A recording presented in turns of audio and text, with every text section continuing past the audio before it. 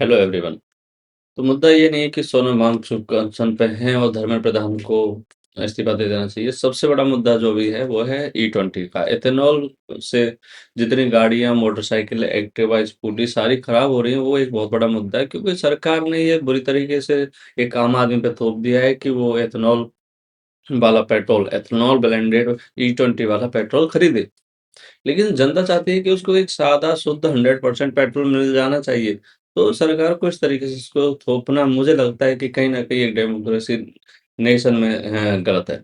चाहे से सरकार का हमारा पैसा बाहर नहीं जा रहा हो, कुछ पैसा 20% पैसा हमारा बाहर नहीं जाएगा तो क्या फ़ायदा हो जाएगा? क्योंकि हम तो एप्पल के फ़ोन पैसे भी खरीदते हैं और हम कुछ सर्विसेज़ हम भी तो विदेश में बेचते हैं। क्यों ना हम ऐसी चीज़ें एक्सपोर्ट करके पैसा वहाँ से ऐसे ले सकते हैं।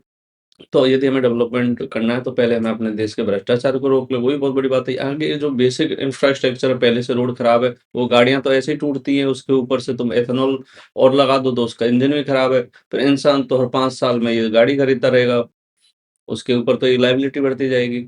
अनशन वाली बात है तो वो ऐसी है दोस्तों कि उसको इतने करोड़ों लोगों ने जब किसी नेता को चुनते हैं, तो करोड़ों लोग उसको पहले वोट देते हैं।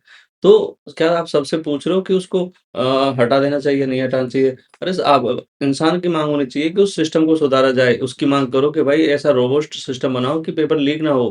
क्योंकि भ्रष्ट अधिकारी वहाँ जहाँ बैठे हैं, जहाँ इंस्टीट्यूशन है, कॉलेज है, वो जो पेपर चोरी कर रही है, उसको ऊपर से आप हर चीज़ को मोदी को आप ज़िम्मेदार नहीं ठहरा सकते। लेकिन कुछ जैसे पेट्रोल जैसी नीतियाँ हैं, मुझे लगता है कि उनके लिए आप बोल सकते हो कि केंद्र सरकार का ये फैसला गलत है और उसके लिए आम जनता को एकजुट होके बोलना चाहिए कि यस हमें भई पेट्रोल ब्लेंडेड नहीं चाहिए, हमें चाहिए नॉर्मल पेट्रोल।